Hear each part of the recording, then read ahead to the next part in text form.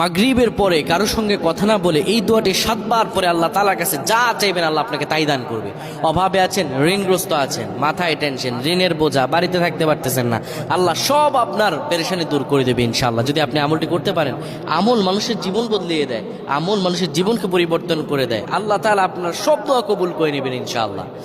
মাগরিব নামাজের পরে কিবলামুখী হয়ে থাকবেন, কারোর সঙ্গে কথা বলবেন না, কারোর সঙ্গে কথা না বলে কিবলামুখী হয়ে আপনি পড়বেন আল্লাহুম্মা আজিরনা মিনান নার, আল্লাহুম্মা আজিরনা মিনান নার, আল্লাহুম্মা আজিরনা মিনান নার।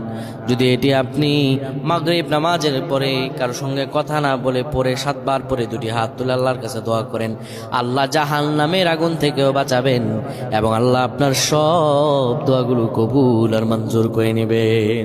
আল্লাহুম্মা আমিন।